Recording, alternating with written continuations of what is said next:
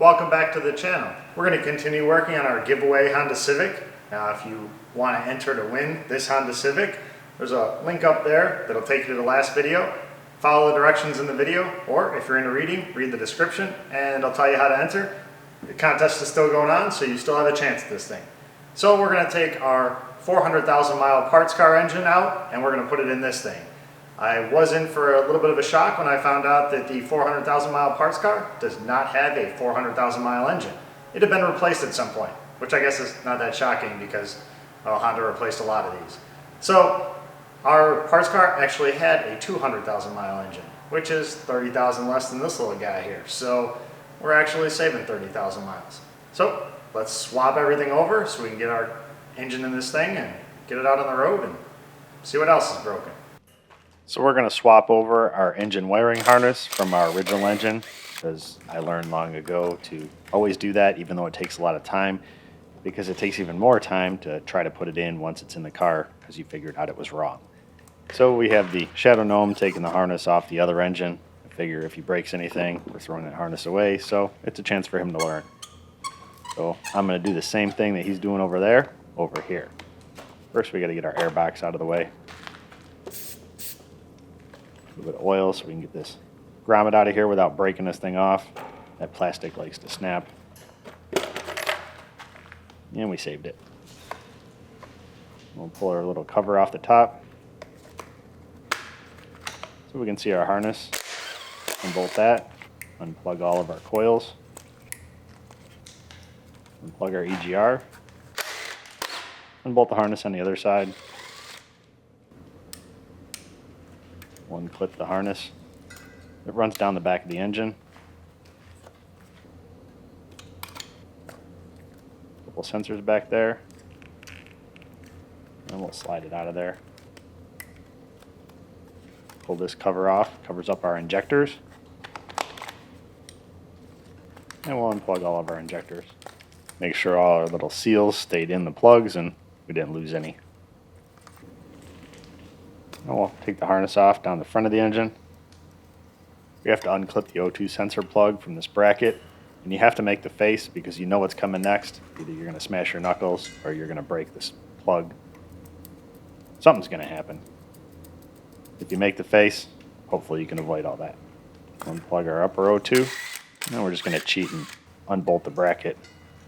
There's a couple sensors on the front here that have rubber boots over them, so if you use a pair of pliers, you can release that tab inside without hopefully having to peel the boot off and without tearing it. You got to be careful.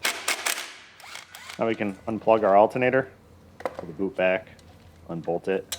The pliers aren't easy to get on this plug, so we're just going to peel the boot back a little bit just so we can release the tab and pop that wire out. Now we can take our heater hoses off. Spring clamps, yay. We'll slide those out of our way. We'll break the hoses loose with our hose pliers. And we're going to keep those in order. We're going to set them off to the side. We can unbolt our wiring harness, and the head and the transmission. We have a coolant line that goes to our throttle body. Pull that off of there because the harness goes behind it. Unbolt our bracket for our heater hoses. Get that out of the way. We can disconnect our trans solenoids. Everything we're disconnecting from the trans isn't so that we can change the wiring harness, just to give us a little more room to move the wiring harness around. And it plugs up on the front. We're just reaching behind them with a pick to release the tabs. On the back of those zip tie style clips that Honda likes to use. You're never going to get the zip tie off, so you just release the tabs. And our harness should be disconnected. It's still plugged into the trans. Oops, we forgot one up here. But we don't care. We're reusing the trans, so we'll leave the rest of the harness on the trans. We just need it off our engine. A lot of wires for this little engine. Or should I call it a motor, just to rile up the experts in the comments. Now we can unbolt our starter. We're not quite done unplugging everything. Yay, a new starter. Bonus. And we'll reach up behind the intake because there's a knock sensor back there. And now our harness is completely disconnected. We'll pull our coolant lines off to go to our trans cooler. Uh-oh, we're losing blue Kool-Aid. We need to save that. Stuff's not cheap. And it is delicious. This is a budget build, if there ever was one. So now we can start unbolting all the bolts that hold our engine to our transmission. We got 2 on the bottom when the engine was in the car. Now we can get the rest around the top. There's 4 more. That's 2. And now we're ready to take our engine off. Lift it up a little bit, take some tension off of it, and we're going to pry it apart. For some reason, these engines always like to glue themselves on in the front. So we start at the back and just kind of work our way around the bell housing to break it free. You don't want to just start prying it apart on one end and forcing the other side. You kind of do want to work your way around because you will snap off the block or the back of the trans. Don't ask me how I know. So we're just going to take our time and work our way around. It seems to be right around that front dowel pin that it seems to corrode itself together. So once we've worked that far, we'll get our screwdriver in there so we can get our pry bar in there. Then we'll pry it off. And if we're lucky, the torque converter will separate from the flywheel. And of course we weren't lucky, so our torque converter stayed on the flywheel. But luckily it's leaving us a trail so we can find our way back to the transmission when we get our engine where we need it to be. There's actually nothing holding the torque converter on to the flywheel except my bad luck. So a little bit of wiggling, a little rust in there kind of holds it together. So now we'll put our torque converter back in the trans where it belongs. Spin it around, get it the seat, and we're going to do this about 1,000 times. Because if you've ever ruined a front pump by not putting the torque converter all the way in, you get a little paranoid. And let's just say I'm a little paranoid. And just spin it, wiggle it, spin it. And when you're satisfied that it's not going in anymore, we're ready to put our new engine on here. And our paranoia is not over yet. One last spin just to make sure. This is our new engine, by the way. The Shadow Gnome is now certified in forklift operation. So he's just got to go up and down. I can move the trans around on a cart to line it up. Makes it easy.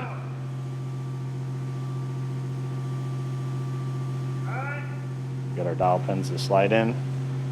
Now we can start our bolts. We'll draw it together.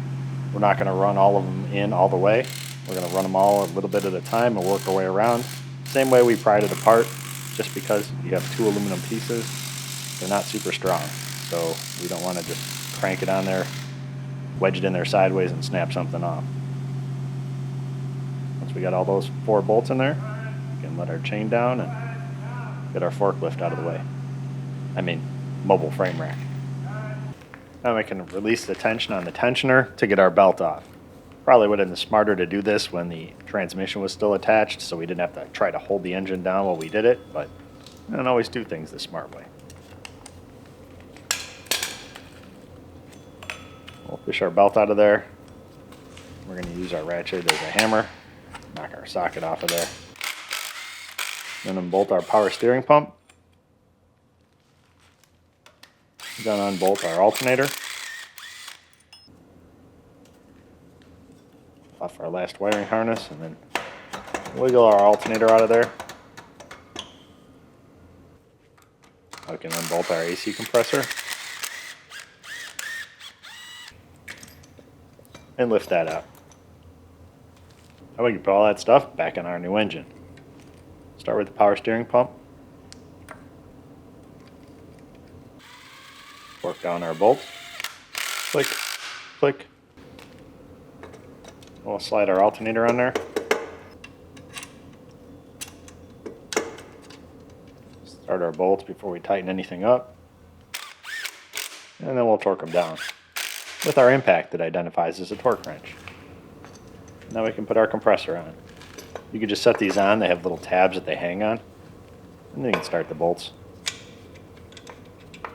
Sometimes engineers do things to make our life easier. Of course, then they do 10 things that make our life harder. But I'll take the wins I can get. I'll tighten all those bolts down after we get them all started.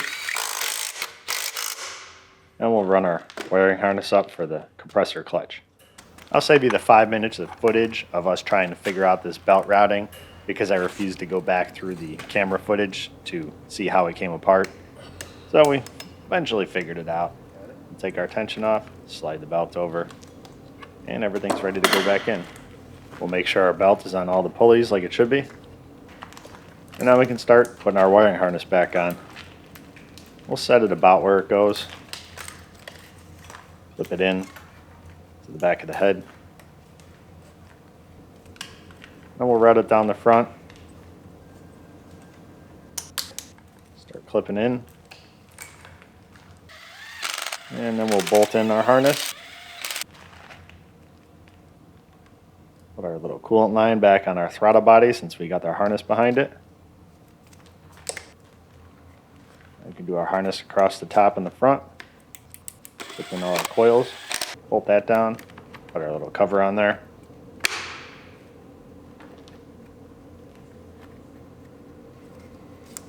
And start clipping it in down the front. Now do the harness across the back and plug in our injectors. And then we'll route it down the back of the engine. A couple sensors to plug in, one bracket to bolt in, and we're all done back here. Now we can put our heater hoses on. Hopefully we kept them in the right order. We already bolted our bracket in there. Now we can slide our spring clamps back.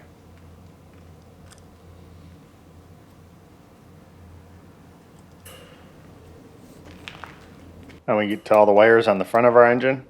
We'll reconnect our alternator.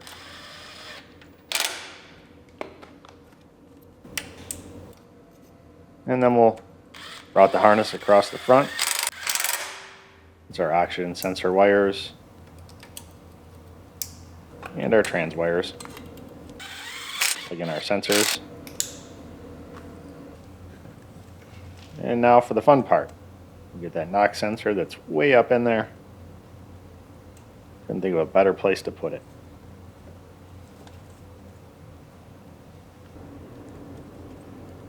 Doing this by feel. There's no way to see it. And we'll stuff our starter back up in there. That wiring harness is supposed to be clipped onto the back of it.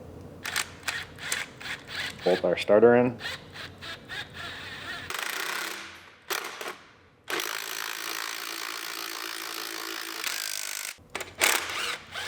And now we'll put the little tab in there so we can clip our wiring harness back on. Whoever changed the starter the last time didn't bother to change this clip over, so we'll do it for him. It's a lot easier now while it's out of the car. This is not really a fun job in the car, and it's a very common job. We can put our air box back on there. Put it back into its rubber grommet, and then snap on all of our hoses. More spring clamps.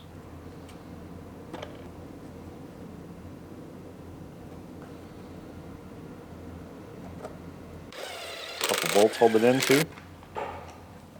And now we can run our wiring harness over to the top for our throttle body. Clip that harness in. And we should be all done. And we do have our vacuum lines. That one goes to the booster. There's our fuel line up there. And there's one there that goes to our purge valve. We have to get all those, and our heater hoses, of course, before we put our engine all the way in. And it should be ready to go in. I took a gamble and didn't change any of the sensors over because they're actually not that hard to get to when it's in the car. So if we do need to change them because they happen to be different or don't work, we can do those later. But that harness would have been a pain to change in the car. So we'll do that now.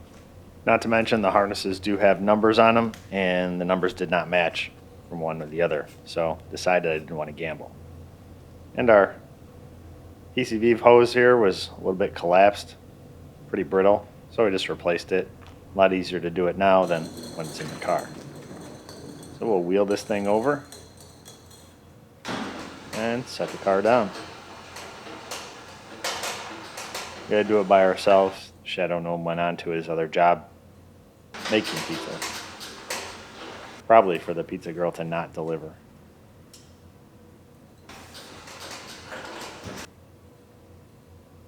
We're trying to line up our engine mounts. Once we got the studs lined up, we're going to reach in back and start plugging in all of our vacuum lines to our booster, our fuel line, and our purge line. Slide our spring clamps back. Get our heater hoses while we're here. Put our little safety on for our fuel line.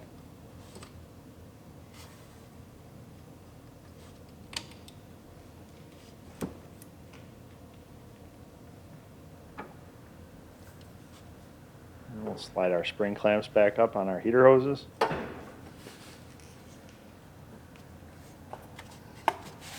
Should be good. Now we'll let the engine all the way down. Put our little cover on top of our trans mount. And we'll start bolting everything in.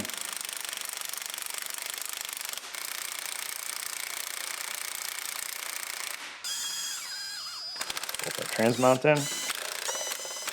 And our trans is all the way bolted in. Our engine still needs to go up a little more. So we'll let the car down, tighten that up, and our engine should stay in by itself. Then we can plug in our wiring harness. You can take this cowling that goes underneath the wipers off, and it gives you a lot more access back there, just a bunch of plastic. But it's worth a little struggle to try and reach under it because it takes a few minutes to take that off. So once all that stuff's in, we're gonna drop it down on our subframe. We'll put that in. Get it lined up. This is a lot easier with 2 people, but you can't manage it with 1.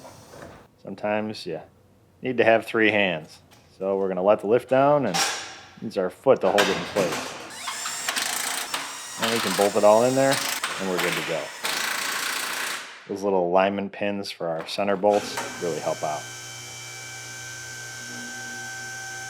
Put our subframes in, our engine's in. We put our power steering line on, put our hose clamp on the back, plugged in our power steering sensor, and bolted it to the back of the intake and to the power steering pump.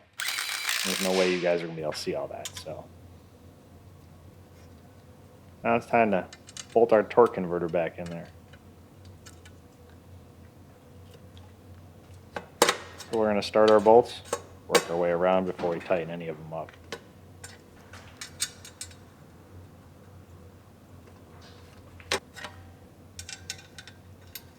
And once we have them all in there, we can start tightening each one of them.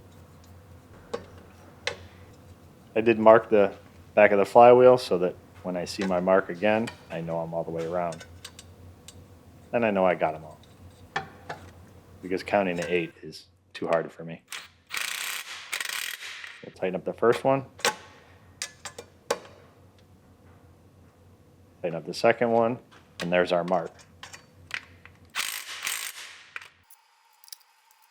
Third, fourth, fifth.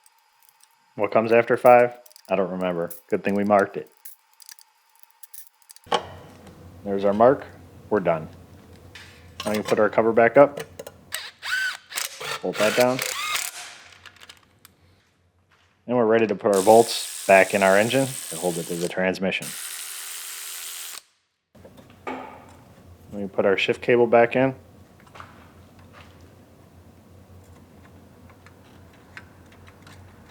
Slide it back over to the selector shaft.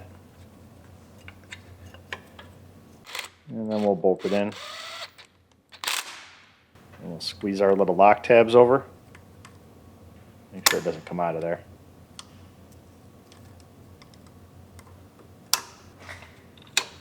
We can put our shift cable in.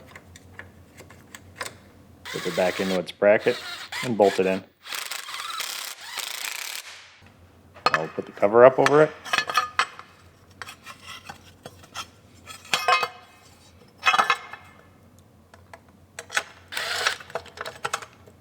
And bolt that in.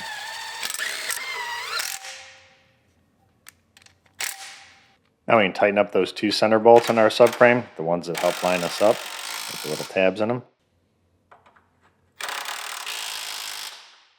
And now we're ready to slap our drive axles in here.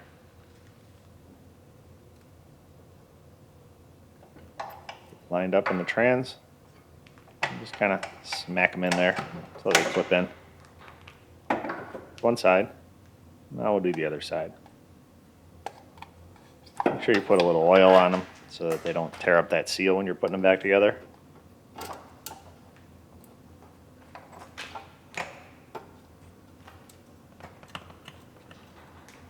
Smash them in there. And we'll put our crossover pipe up there. We'll start our nuts on the back so it doesn't end up falling on the floor. And we'll go up in our front and put our bolts in. I used one of the bolts out of the parts car because that other one was angled for going around corners and I needed a straight one. Tighten all those up.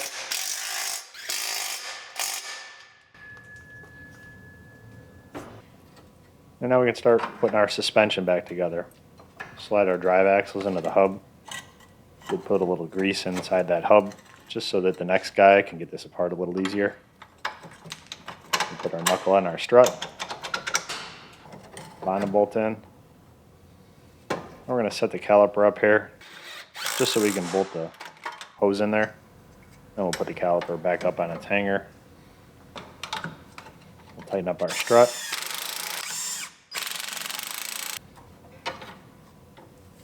And we're going to move the caliper again because we have to feed the ABS wire through there. Put that all in and hang our caliper back up. Now over to the other side to do all the same stuff.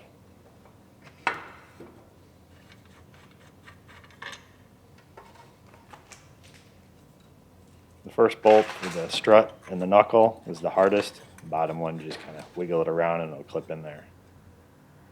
This one, you got to get it just right. The bottom one, you just pretty much just grab the strut and shake it around and it goes in. We'll put our drive axle nut on there. We're just going to snug it up there. We'll tighten it up later when it's on the ground. Torque it down and then smash over the little tab. Put our caliper back up there so we can get the brake hose routed in the right place. Bolt that in there.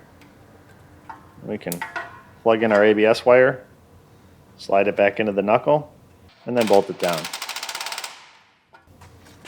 And we'll set our caliper off to the side, hang it back up on our spring.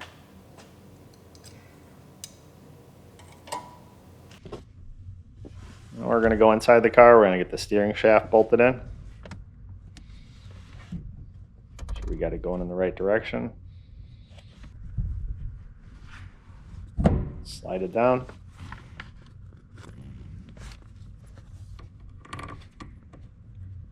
These are one of the easiest to get to. Like the way Honda does this. We'll put our little shroud back on the bottom. Never speak of this again.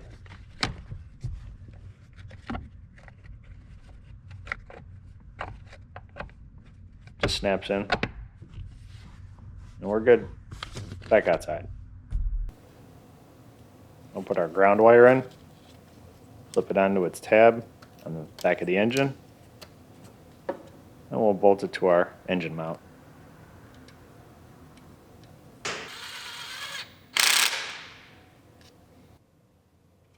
Now we're going to do the other ground wire on the trans side.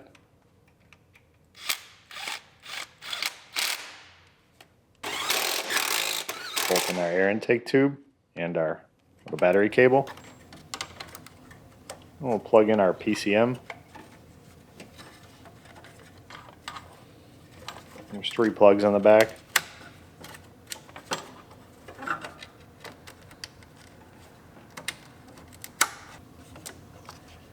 Snap our battery cable back in and put the bolts in it. And we can bolt our PCM into the bracket. Put our little cover on. We'll put in the plastic tray underneath the battery. And somebody's been here before. The last guy's never put the overflow bottle back in its little slot. It's just got a couple tabs it slides down in. So we'll put it back for him. And all that work, the overflow bottle, the brand new fender, the brand new headlight, and the brand new bumper, splash shields, all that stuff was just done on the 22nd of September. So this thing seems to get in a lot of little accidents. Put our cover back on our PCM.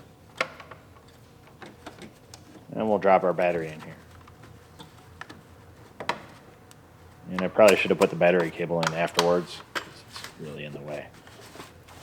So we'll slide the battery down. I guess the cover has become an applicator at this point. We'll get the battery in position, then we'll just slide the cover over it. Now that we have our battery in there, we can put the cover back over it. Kind of force it down in there. I don't want that battery getting cold. Then we can put our hole down in. And put the little rods in. We'll hold a little tension up there so that they don't fall back down. We'll clip in the rear one. That's the one that we're going to lose in Narnia if we drop it. We'll bolt it down, and we won't lose anything. Not even the battery.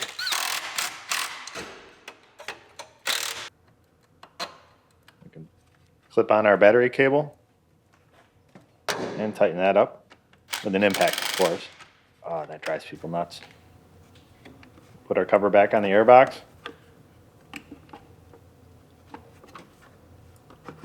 Slides in the back. And it's got the 4 clips around the front. Snap our wiring harness in across the top of it and plug in our mass airflow sensor. Now we're going to have to pull these brackets off for our calipers. Because the slides are all rusted up, we need to go clean them up. Well, just wiggle it off of there. The slides are pretty stuck.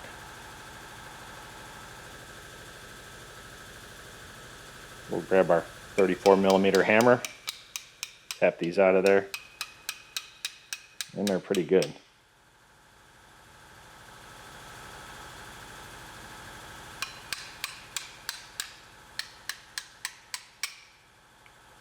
And we'll go clean everything up.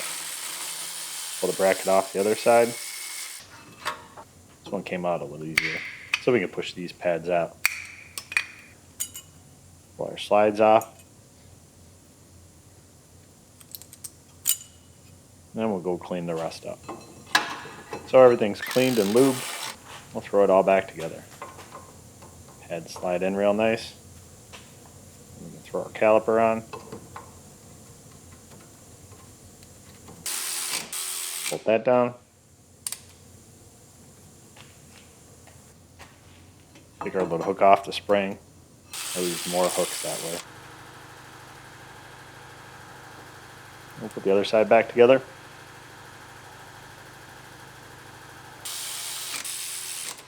Up our caliper. This hook's a little harder to lose. It's a lot bigger. And we'll hook up our negative cable. We left this disconnected just so we didn't have any fires or anything else, even though we shouldn't. We'll add a little power steering fluid. Since the system was completely empty, we did have to drain it. It's easier to just drain the system than it is to try to keep the system closed and work around it. So that's what we do. We'll turn the steering wheel back and forth, lock to lock a few times without the engine running. Work that power steering fluid through there and make a little bit of mess. Just to aggravate the clean freaks. Goes nothing. Think it'll start? All right, place your bets.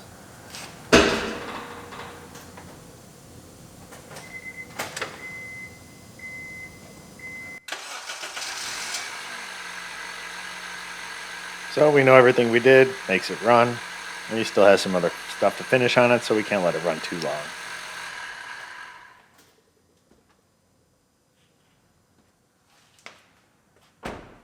Put the sticker right where I need the C to drive. I can't drive it very far because it has no antifreeze in it. the bottom of the radiator is starting to leak, so I'm going to get a new one of those. Condenser is kind of missing some parts, so it wasn't leaking, but I'm going to replace that while I'm there. But at least I can get it out of here. Put it outside until I get my parts. So I have tried all kinds of stuff to get these stickers off and get the glue off. If you take them off with a razor blade, it's pretty quick, but I found out water seems to work the best. Never would have thought. So that's it for our Civic today. It runs, it drives, we don't have to push it anymore. That was my main goal. We need to get our radiator condenser and a couple other little parts, so when those come in, we'll bring it back in, we'll get all that stuff done, then we'll fix the somebody's been here before stuff and clean it all up and get it ready for its new home. So, if you would like a free Honda Civic, go back to the first video, follow the directions, and it could possibly be yours. So, thanks for watching, and I'll see you when I have some parts.